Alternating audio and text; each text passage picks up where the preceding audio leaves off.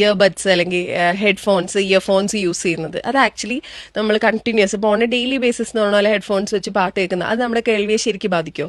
Definitely ബാധിക്കും. AirPods അല്ലെങ്കിൽ headphones, അപ്പൊ ഇത് രണ്ടും രണ്ട് ടൈപ്പാണ്.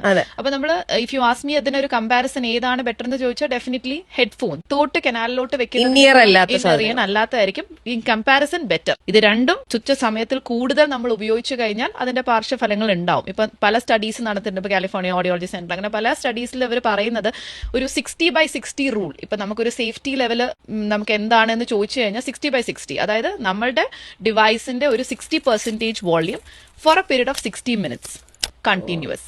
ഇത്രയാണ് ഐഡിയലി നമ്മൾ യൂസ് ചെയ്യേണ്ടത്. അപ്പോൾ ഒരു 60 മിനിറ്റ്സിൽ കൂടുതൽ നമ്മൾ പോകുന്നുണ്ടെങ്കിൽ നമ്മളൊരു 10 to 15 മിനിറ്റ്സ് ബ്രേക്ക് കൊടുക്കണം. നമ്മുടെ ഇയറിന് റെസ്റ്റ് ചെയ്യാനായിട്ട്, നെർവ്സിനും എല്ലാത്തിനും ഒന്ന് റെസ്റ്റ് ചെയ്യാൻ ഒരു 10 to 15 മിനിറ്റ്സ് ഓഫ് ബ്രേക്ക് കൊടുക്കണം. എത്ര ലോ ലെവലിലാണ് നമുക്കൊന്ന് കേൾക്കാൻ പറ്റുക അത് മെയിൻറ്റെയിൻ ചെയ്യുന്നതാണ് എപ്പോഴും നല്ലത്. ഐഡിയലി നമുക്ക് 70 ഡെസിബിൾ, ഇപ്പൊ ഡെസിബിൾ ആണ് നമ്മുടെ സൗണ്ടിന്റെ ഒരു ഇത്. അപ്പൊ 70 ഡെസിബിൾ ആണ് നമ്മുടെ ഒരു കംഫർട്ടബിൾ റേഞ്ച്.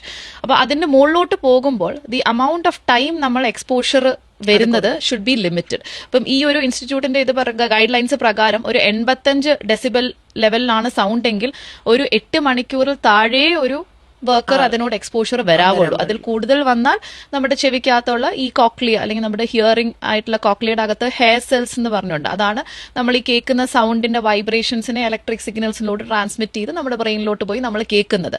അപ്പൊ ഈ കോക്ലിയർ ഹെയർ സെൽസിന് ഡാമേജ് വരും ഈ ഒരു സ്റ്റിപ്പുലേറ്റഡ് ടൈമിൽ കൂടുതൽ നമുക്ക് ഈ സൗണ്ട് എക്സ്പോഷർ വന്ന. ഈ കോക്ലിയർ ഹെയർ സെൽസിന്റെ ഒരു പ്രത്യേകത എന്താന്ന് വെച്ചാൽ ഇത് മരിച്ചു കഴിഞ്ഞാൽ അല്ലെങ്കിൽ ആ ഹെയർ സെൽസ് ഡെത്ത് ആയി കഴിഞ്ഞാൽ അതിന് തിരിച്ച് വീണ്ടും വളരാനുള്ള കപ്പാസിറ്റി ഇല്ല. അപ്പൊ പോയത് പോയി. അപ്പൊ നമുക്ക് അതുകൊണ്ടുണ്ടാകുന്ന നഷ്ടം മരുന്നുകൊണ്ടോ ഒന്നും കൊണ്ടോ നമുക്ക് തിരിച്ചു കിട്ടില്ല, ട്രീറ്റ് ചെയ്യാൻ പറ്റില്ല. സോ നമുക്കത് വരാതിരിക്കാൻ നോക്കുക, സേഫ്റ്റി പ്രിക്കോഷൻസ് നോക്കുക എന്നുള്ളതാണ് നമുക്ക് ചെയ്യാൻ പറ്റുന്നത്.